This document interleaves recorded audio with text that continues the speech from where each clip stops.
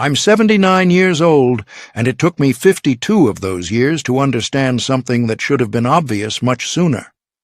By the time I finally saw it clearly, most of what mattered had already slipped through my fingers.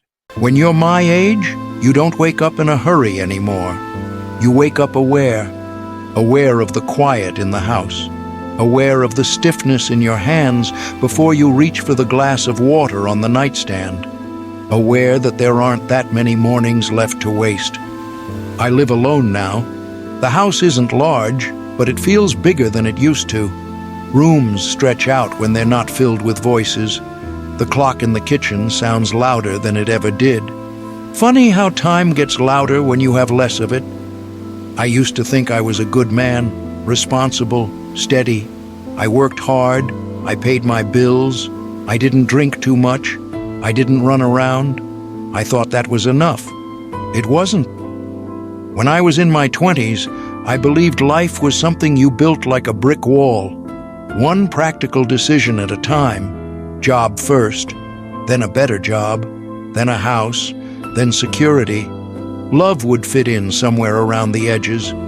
I married at 27. She was 24. She had a laugh that filled a room without trying. I remember thinking how lucky I was. I also remember thinking I needed to work twice as hard so I wouldn't lose that luck. So I did what I thought a good husband did. I stayed late. I said yes to every extra shift. I told myself it was temporary, just until we got ahead, just until things were stable. There's always another just until. When our first child was born, I stood in the hospital room holding him, and I felt something crack open in my chest. I promised him I would give him everything I never had. What I didn't understand was that everything didn't mean what I thought it meant. In my 30s, I was rarely home before dark. I'd walk in tired, briefcase in hand, the smell of the office still on my clothes. Dinner would be on the table. My wife would tell me about her day. The kids would talk over each other. I would nod and chew and think about the next morning. I told myself I was listening. Sometimes my son would ask me to come outside and throw a ball. I'd say, "Not tonight, buddy. Daddy's tired." I meant it. I was tired. I didn't see the way his shoulders dropped when I said that. Or maybe I did, but I told myself there would be another night. There's always another night, until there isn't.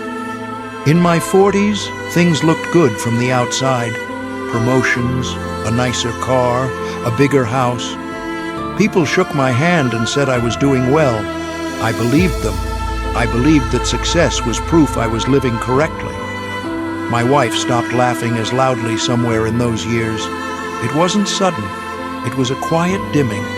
She stopped telling me every small detail of her day. I didn't notice at first.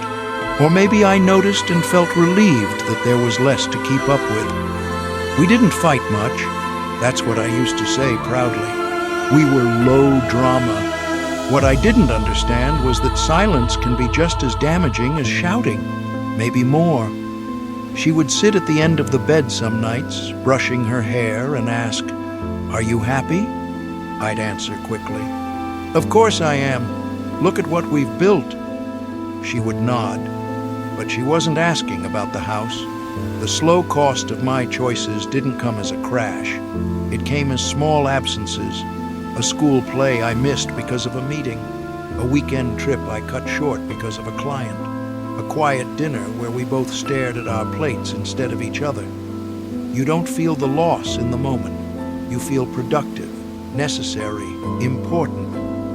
I thought I was being strong by carrying everything on my shoulders. I didn't realize I was also building a wall no one could climb. When my son was 16, he stopped asking me to throw the ball. He stopped asking much of anything. He was polite, distant. I told myself that was just teenage independence. When my daughter went off to college, she hugged her mother longer than she hugged me. I remember feeling a small sting, like I'd been unfairly judged. I had paid the tuition. I had worked the hours. I confused providing with loving. At 52, The year it finally sank in, my wife got sick. It wasn't dramatic at first, just fatigue, some tests, a word from the doctor that didn't sound real when he said it. Cancer. I remember sitting in that sterile office, staring at the floor tiles, thinking how inconvenient it all was. That sounds terrible, but it's true. I was still in problem-solving mode. We'll fix this. We'll schedule treatments. I'll rearrange my work calendar. I still believed time was something I could manage. The treatments took her hair first, then her strength, then her appetite. The house grew quiet in a different way, the kind of quiet that presses on your ears. I started coming home earlier then. I sat beside her on the couch. I held her hand more. I tried to tell her stories. I tried to make up for the years I had been physically present, but somewhere else in my mind. One evening, when the light was fading through the living room window, she looked at me and said, "I always wanted more of you, not more money, just more you."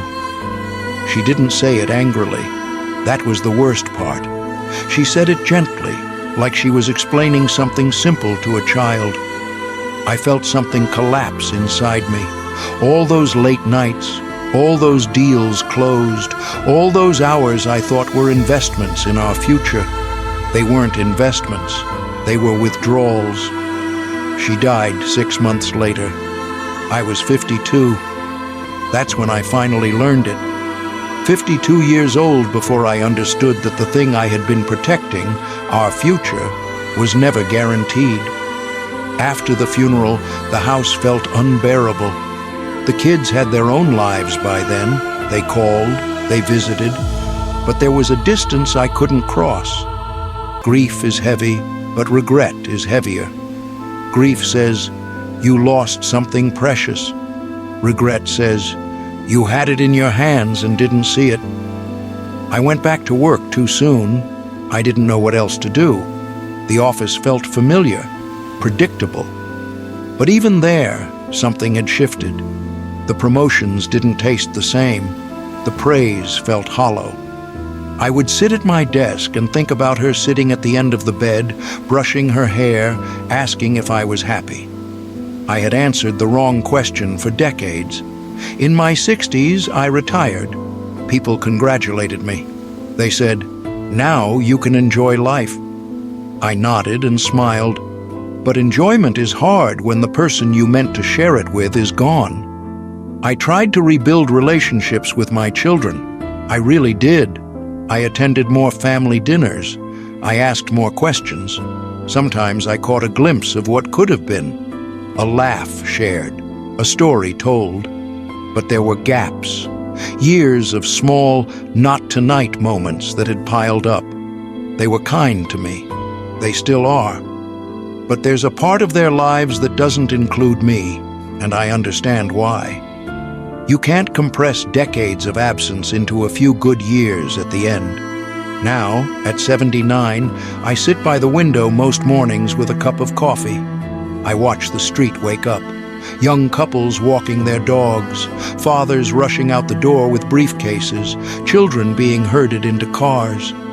I want to tap on the glass sometimes. I want to say, it won't feel urgent later. The emails won't matter. The extra shift won't matter. But the way your son looks at you when you say, maybe tomorrow, that will matter.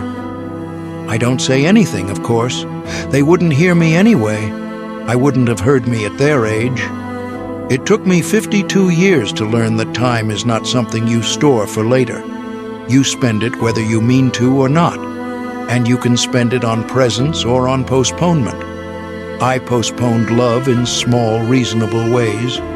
I postponed rest. I postponed sitting on the floor and listening to a story that made no sense. I postponed holding my wife a little longer in the kitchen. I thought I was being responsible. I was being afraid. Afraid of not having enough. Afraid of failing. Afraid of looking foolish. So I chose productivity. It felt safer. Now I have enough. More than enough. A paid-off house, a tidy savings account, quiet. and I would trade a good portion of it for one ordinary Tuesday evening from 30 years ago, just to sit at the table without glancing at the clock, just to hear her laugh fill the room again. If you're younger than me, you probably think you understand this already. I thought I did too. I heard older men say similar things. I nodded politely and went back to work. Understanding in your head isn't the same as understanding in your bones. You don't need a tragedy to wake you up. I hope you don't get one. I hope you learn it sooner than I did. When someone you love asks for your time, they aren't asking for leftovers. They're asking for you, not your income, not your plans. You. I used to believe there would be a season for everything. A season for work, a season for love, a season for slowing down. What I learned is that the seasons overlap. If you wait for the perfect quiet stretch to show up fully, you'll wait forever. I'm not a bitter man. I'm grateful for many things. I had a good wife, good children, a steady career. I was lucky in ways I didn't always recognize. But gratitude and sorrow can live in the same heart. They sit side by side. Sometimes at night, before I turn off the lamp, I whisper her name. Not because I expect an answer, just because I want the sound of it in the room. If this means something to you, don't treat it like advice from an old man who made mistakes. Treat it like a confession. I waited too long to give the best parts of myself to the people who were already there.